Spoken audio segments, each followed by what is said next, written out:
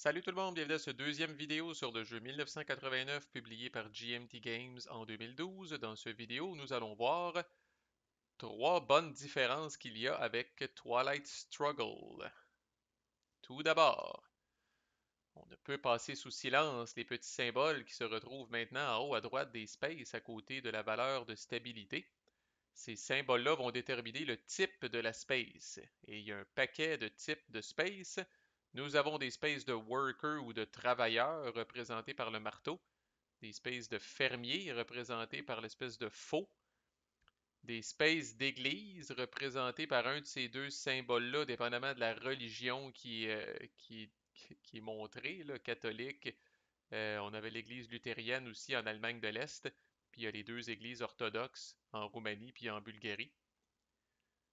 Les spaces élites représentés par la belle limousine, les spaces étudiantes représentés par le symbole de victoire ou de peace, les spaces bureaucrates représentés par l'étoile, les spaces intellectuels ou de journalistes représentés par la machine à écrire, et les spaces de minorité où encore là le symbole va varier en fonction de la space. Ça aussi, on en a une en Roumanie, puis on en a une en Bulgarie.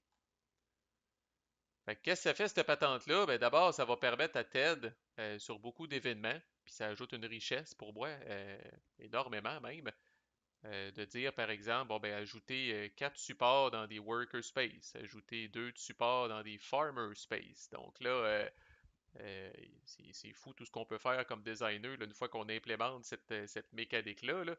Mais là, TED peut s'en donner à cœur joie. TED étant le designer du jeu, là, c'est pas un pote. C'est pas un de mes potes, mais je l'appelle comme ça pour les fins des vidéos. Donc, c'est ça, ça va permettre de référer à ces types de space-là très facilement au niveau des événements. L'autre chose que vous allez remarquer si vous êtes observateur, c'est que, par exemple, ben, toutes les spaces de worker ont une valeur de stabilité de 3. Toutes les spaces de farmer ont une valeur de stabilité de 4. La seule différence, c'est au niveau des églises où ça dépend de la religion. Là. Église catholique et luthérienne ont une valeur de stabilité de 5, donc c'est les spaces les plus stables du jeu. L'Église orthodoxe a une valeur de stabilité de 3. Mais outre ça, il y a une valeur de stabilité qui est vraiment uniforme en fonction du type de space. Fait que sans surprise, space étudiante, c'est un petit peu plus volatile. Space des intellectuels aussi. Bon, worker, c'est un peu plus stable. Fermier, très stable. Église catholique, hyper stable. Bon, space élite, très stable aussi. Là. Fait que ça, c'est un autre twist. Évidemment, au niveau du flavor, au niveau du thème, Space Elite et bureaucrates vont pencher beaucoup plus du côté communiste, le pouvoir en place et les gens riches auxquels ça profite. Les Space un petit peu plus, on va le dire, là, allumés. Communauté étudiante et journalistes vont pencher beaucoup plus du côté démocrate, même affaire jusqu'à un certain point là, pour la classe ouvrière. Là. Mais ça, c'est un autre truc que ça permet de faire. À noter, par exemple, que le type de space, et est-ce un battleground ou non, ça aussi, c'est très intéressant. Ça va varier d'un pays à l'autre. Fait que, par exemple, si vous regardez en Tchécoslovaquie, les journalistes et les étudiants, c'est considéré des battlegrounds. Tandis que si on regarde en Pologne, ce n'est pas le cas. Alors, thématiquement, les journalistes puis l'université en Tchécoslovaquie a peut-être été un petit peu plus là, dans le cœur du conflit qu'au niveau de la Pologne. Même affaire, l'Église luthérienne est considérée un battleground en Allemagne de l'Est, mais pas l'Église catholique en Pologne. Fait qu'il y a il y a de la variété là, dans ces trucs-là. Space Elite en Allemagne de l'Est, Dresden, considéré un battleground, mais pas en Tchécoslovaquie ni en Pologne. Fait que intéressant comme twist. Puis au niveau du Power Struggle qu'on va couvrir dans la prochaine vidéo, là, les types de space aussi, là, ça revêt une importance particulière. Fait que ce n'est plus là un pays parmi tant d'autres, comme c'était peut-être dans Twilight Struggle. Puis on ne fait pas juste distinguer une space comme dans Twilight Struggle, ou genre c'est-tu un battleground ou c'est pas un battleground. Donc maintenant, les types de space ajoutent une certaine profondeur, si on veut, au jeu. Fait qu'on va voir là, plus concrètement, là, comme je disais, peut-être dans les Power Struggle, comment ça vient là, enrichir ça. Là. Puis sinon, vous allez vite vous rendre compte quand vous allez avoir votre première main de cartes de 1989, là, vous allez commencer à regarder ces symboles-là parce qu'ils vont être référés sur certaines cartes. Alright. Deuxième truc. Alors, les coups n'existent plus et les réalignements n'existent plus. Par contre, c'est comme si ces deux mécaniques-là s'étaient mariées et il y avait eu un bébé que nous allons appeler maintenant des support checks dans 1989. Alors, il y a une seule mécanique dans 1989, mais elle va chercher des éléments des coups de Twilight Struggle et des réalignements de Twilight Struggle pour en faire une seule mécanique. Alors, quand vous jouez une carte, pour les Ops, vous pouvez placer des points de support, comme vous placiez de l'influence dans Twilight Struggle, mais vous pouvez aussi décider de faire des support checks. Et je dis des support checks parce que si vous utilisez une carte pour faire un support check, ben, pour faire des support checks, le jeu vous donne droit à 2 support checks par carte. Si par exemple je suis le communiste, je décide d'utiliser la carte de Fidesz pour les Ops, ben là je vais pouvoir faire 2 support checks. Pas parce que la carte vaut 2, là, ce serait la même affaire si je jouais cette carte-là qui vaut 3. Là. Mais dès que vous utilisez une carte pour faire des support checks, que ce soit une carte de 1, 2, 3 ou 4 Ops, vous allez avoir droit à 2 support checks. Commencez par un support check, là, tout ce qu'il y a de plus ordinaire. Là, je suis encore là, bon, je suis communiste, puis je décide de faire un support check, par exemple, à Budapest. Ben, je vais lancer un dé, je vais ajouter la valeur de ma carte, puis je vais venir soustraire le double de la stabilité de la space. Là, il y a peut-être les futés parmi vous qui commencent à réfléchir et qui disent, mais Chris, ça a la même affaire qu'un coup dans Twilight Struggle. Effectivement, dans ce scénario-là, là, où je suis le communiste, puis je viens faire un support check à Budapest, là, c'est la même affaire qu'un coup. Un dé plus la valeur de la carte moins la stabilité x 2. Là où ça vient emprunter, par exemple, une petite notion de réalignement de Twilight Struggle, c'est que, imaginez que cette space-là, Zekesferervar, est contrôlée par le démocrate. Qu'est-ce que ça change? Je suis le communiste, je viens faire un support check ici, un dé, plus la valeur de la carte, moins 2 fois la stabilité de la space, et moins 1 parce que le démocrate contrôle une space adjacente. Donc, il y a un principe là, de se soutenir les unes les autres là, au niveau des spaces dans 1989 là, qui va rendre plus difficile par votre adversaire là, la possibilité de venir vous faire débarrasser de la place là, via un support check. Là. Fait qu'ici, au final, là, c'est de l'ouvrage là, si je suis le communiste. C'est 1 dé plus 2, mais moins 7 au total. 6, qui est le double de la stabilité ici, et moins 1 de plus à cause que ça, c'est contrôlé. Puis là, à la limite, il n'y a pas de limite à ça. Fait que si Tata Banya est contrôlé aussi par le démocrate, si Miskol qui est contrôlé par le démocrate, ben là, c'est virtuellement impossible de faire des support checks à Budapest. Là. Fait que là, je suis rendu à moins 9 au total. OK? Puis on pourrait continuer, là, puis on pourrait dire, mettons qu'il contrôle ça, puis mettons qu'il contrôle ça. Bon, ben là, je pense que vous voyez, je suis rendu à moins 11 là, si j'essaye de faire un support check à Budapest. Par contre, là, je répète, si j'essaye de faire un support check, par exemple, à Eötvös Loránd University, un D, plus la valeur de ma carte, moins le double de la stabilité, donc moins 2, les spaces étudiantes qui ne sont pas sans rappeler les petits pays de l'Afrique dans Twilight Struggle, là, les pays à basse stabilité de l'Afrique dans Twilight Struggle. Et là, il n'y a pas d'autres modificateurs, là, parce que là, je dois regarder les spaces qui sont adjacentes à ma cible. Fait que les journalistes hongrois sont pas contrôlés. Budapest elle-même n'est pas contrôlée. Fait que j'ai pas d'autres modificateurs. Et je répète qu'une carte me donne 2 support checks.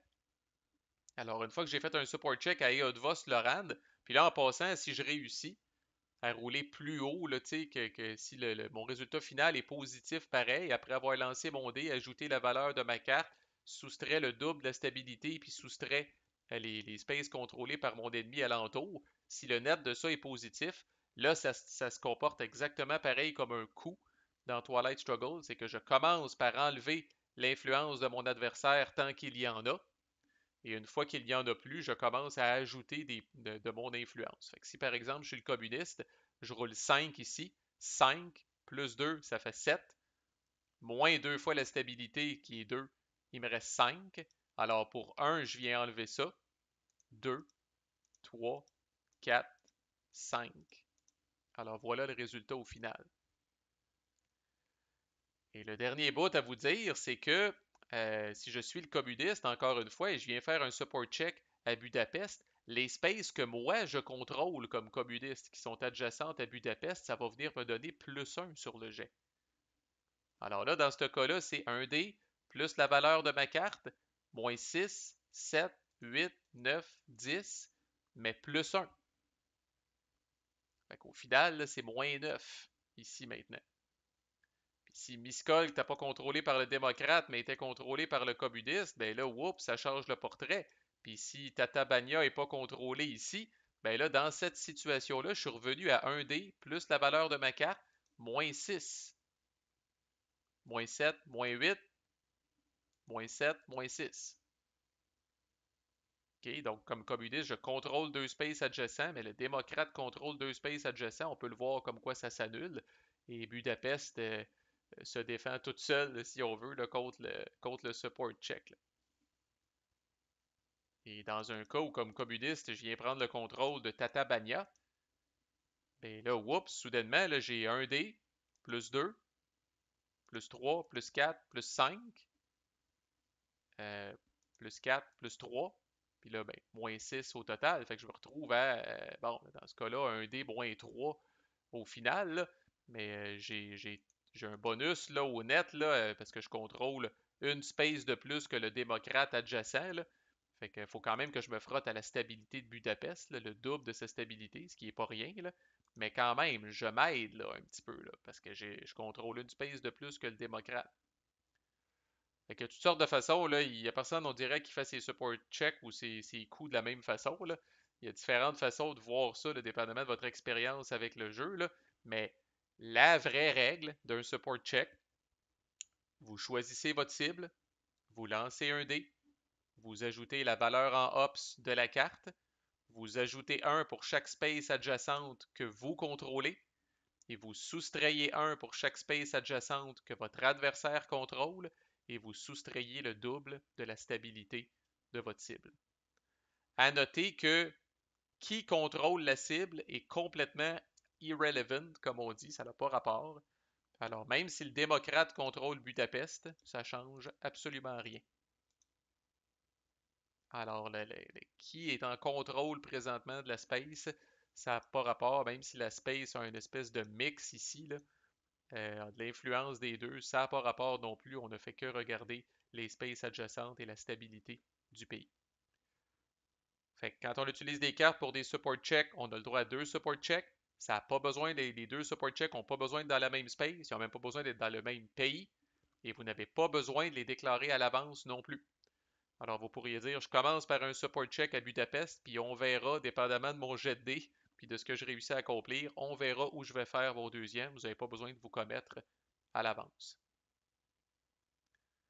Alors évidemment, puis c'était le cas aussi dans Twilight Struggle, il y a des spaces que l'Église catholique, là, vous auriez beau l'entourer, là, ça va être tough en calice, là, parce que vous avez moins 10 en partant là, quand vous essayez de faire le check là. Puis il y a des spaces qui sont beaucoup plus fragiles. Puis là, vous allez comprendre en jouant, là, il y a différentes stratégies, là, ce qu'on appelle les fameux triangles. Fait qu'imaginez là, que le communiste prend contrôle de ces trois spaces-là. C'est très, très difficile pour le démocrate de faire de quoi parce que les trois spaces se supportent mutuellement. Fait que si je suis le démocrate, j'essaye de faire un support check à Ostrava, ben j'ai moins 6, moins 7, moins 8. C'est tough en hostie. Si j'essaye de le faire à Berno, c'est la même affaire. Si j'essaye de le faire à Bratislava, c'est la même affaire. Fait qu'on va essayer toujours d'avoir des spaces qui se supportent. C'est un jeu qui va vous punir énormément pour aller prendre le contrôle d'une space, on va dire, isolée en plein milieu de nulle part. Fait que tu sais, c'est certain que même si j'ai un événement, par exemple, ah cool, je peux venir mettre un de support ici. Oups. Si je suis le démocrate, je peux venir mettre un de support ici. Chris, vous allez vous faire arracher la tête par le communiste là, dès sa prochaine carte. Là. Comme je disais, là, ça c'est le même principe que les pays à base stabilité. dans Twilight Struggle. Si votre adversaire a une chance, il va venir faire. Dans Twilight Struggle, il faisait un coup, là, il va venir faire un support check, puis Chris, il va complètement wiper votre support de là. Ok. Même les spaces intellectuels sont pas très à l'abri de tout ça. Worker, là, à partir du moment où la space a 3 de stabilité, c'est pas pire, mais encore là, tu sais, si vous, comme démocrate, vous réussissez à vous en venir ici, puis vous êtes tout content, ben c'est pas pire. Mais là, watchez-vous, là, parce qu'au fur et à mesure, peut-être que le communiste vient placer de l'influence. Pourriez vous retrouver dans une situation au Magdebourg qui semblait très stable et presque hors d'atteinte. Ben là, soudainement, le communiste qui essaye de faire un support check à Magdebourg, là, plus 3. Là. Est-ce que ça ajoute une richesse? Oui et non. On avait ce principe-là des réalignements dans Twilight Struggle. C'était un peu le même principe dans Twilight Struggle. Si vous aviez un pays qui était comme isolé, encerclé par l'adversaire, normalement, contre un bon adversaire, vous ne faisiez pas long feu, là. Fait que là, c'est un peu le même principe, mais de manière un peu plus flamboyante, c'est combiné avec les coups, là. Avec un réalignement dans Twilight Struggle, le mieux que vous pouviez espérer, c'était de vider l'influence de votre adversaire du pays. Là-dedans, vous pouvez même là, finir par prendre le contrôle de la space. Là. Alors, c'est encore plus Sweeney, à la limite. Et j'en ai parlé au dernier vidéo.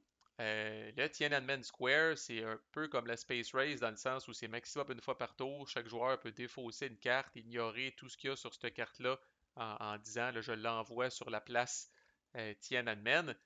Mais encore, qu'en est-il de ces fameux chiffres-là ici? Là? Ça, c'est vraiment différent de la Space Race de Twilight Struggle. On voit les deux marqueurs qui commencent là, on va sur la ligne de départ ici. Puis le chiffre va être différent, là, dépendant. Ça, c'est démocrate, puis ça, c'est communiste. Donc, quand vous défaussez une carte sur le Tiananmen Square, vous allez lancer un dé. Vous allez ajouter à ce lancer de dé-là la valeur en ops de la carte que vous venez de défausser. Et vous visez d'atteindre ce chiffre-là ou plus. Alors, dans le cas de la première case, 5 si vous êtes le démocrate, 6 si vous êtes le communiste. Si vous réussissez, c'est là où vous allez avancer votre marqueur ici et vous allez jouir de ce pouvoir-là.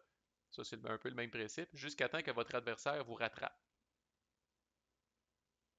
Et là, on va avancer, puis des fois, on va failer, puis des fois, on va jammer à une space en particulier pendant que notre adversaire, lui, continue d'avancer. Ça, c'est quand même relativement semblable à Twilight Struggle. Mais la différence, là, c'est que, bon, la Space Race dans Twilight Struggle, vous avez un nombre minimum de hops que vous devez jouer pour être capable de jouer la carte sur la Space Race. Et plus vous avancez sur la Space Race, plus il faut que vous jouiez une carte forte. Dans Tiananmen Square, vous pouvez, dès le départ, si vous voulez, puis même à la fin, défausser une carte de 1. Mais vous aurez compris en voyant les chiffres qui sont ici, là, que plus vous défaussez une carte forte sur le Tiananmen Square, plus vous avez de chances d'avancer. Alors vous avez le choix, soit que vous êtes très chanceux au dé, puis que vous roulez haut sur votre dé, mais si vous voulez vous aider, évidemment, si vous défaussez une carte de 4, vous avez bien plus de chances d'avancer que si vous défaussez une carte de 1. Parce que je rappelle, c'est le lancer de dé plus la valeur de la carte. Il y a aussi un principe que si c'est pas la première fois que vous essayez d'avancer à cette case-là, vous avez un bonus de 1 sur le jet de dé, là, puis la somme de tout ça, là, le jet de dé plus la valeur de votre carte. Dans Vassal, ça, je pense qu'il n'y a pas de façon de l'identifier. Je pense que ce que je faisais avec mes adversaires, c'est que je devais mettre.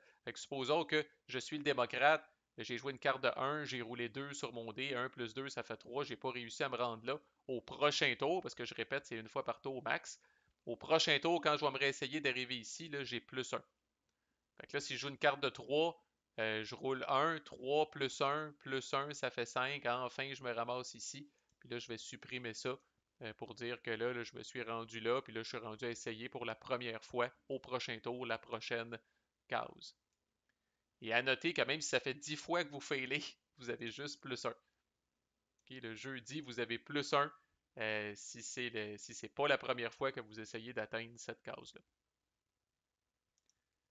Et l'autre chose qui est intrigante, c'est que si vous défaussez une carte de votre propre faction sur le Tiananmen Square, ce que vous pouvez faire, le jeudi, vous défaussez une carte de votre main, ça peut être une carte de l'adversaire, une carte neutre ou une carte de votre faction.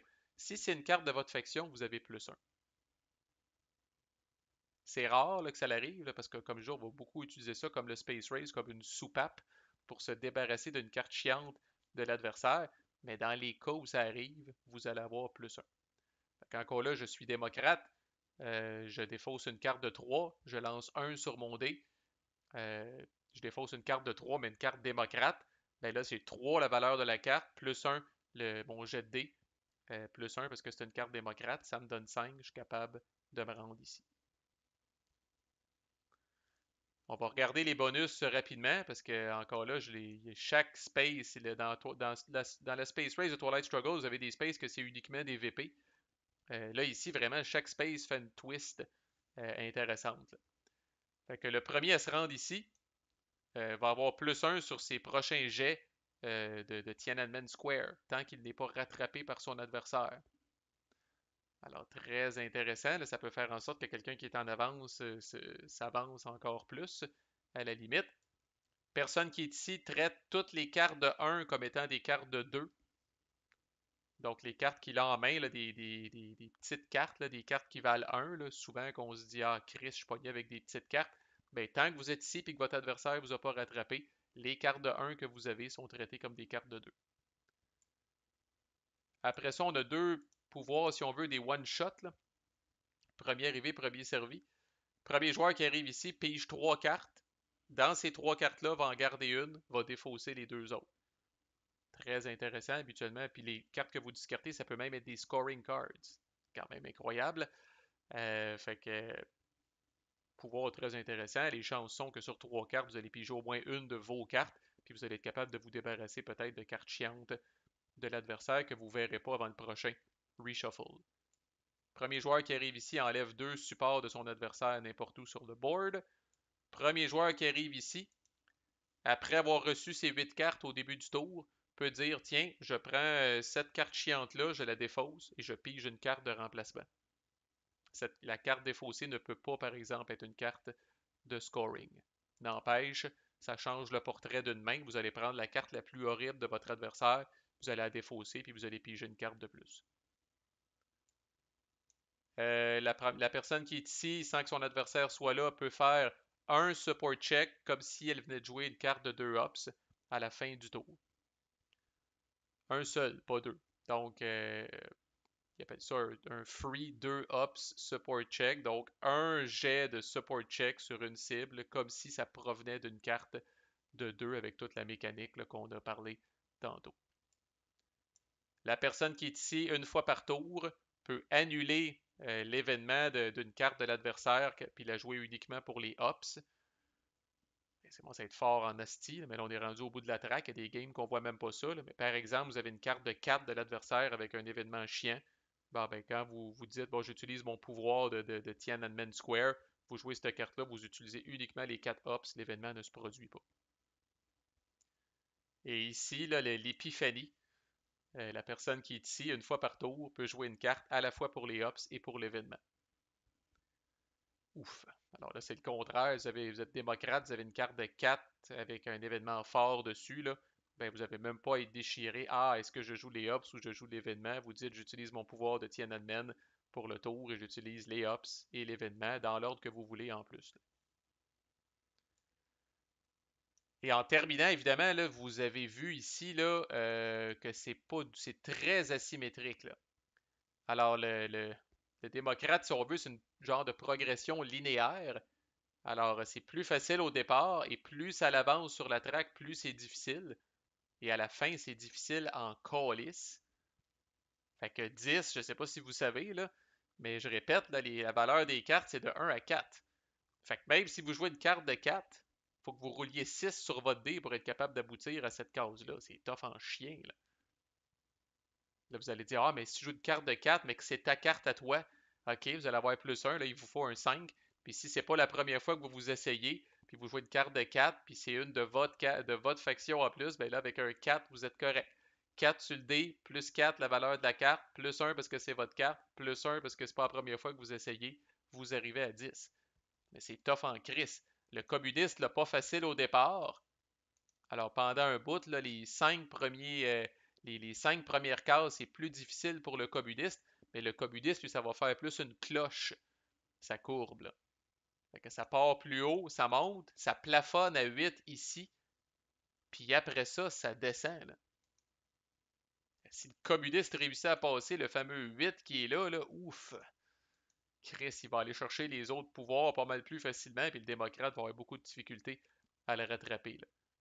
C'était un peu expliqué par le flavor, là, mais disons que le communiste utilise des méthodes un peu plus violentes ici, c'est les protestants massacrés, là, fait qu'ils utilisent des méthodes plus violentes qui sont un petit peu plus faciles à mettre en place, peut-être, là, que tous les idéaux démocrates, là, qui deviennent peut-être de plus en plus complexes, peut-être, pour le peuple, puis pour la révolution en cours. Là. Fait que voilà, c'était ces trois bonnes différences-là, là, mais il n'existe pas de différence plus significative que celle que nous allons couvrir dans le prochain vidéo. C'est ce que le jeu appelle des Power Struggles. C'est une mini-game qui va se passer avant qu'on score un pays. Et ça, c'est vraiment, vraiment unique par rapport à TS. Vous n'avez rien vu de semblable dans TS. Manquez pas ça, à plus.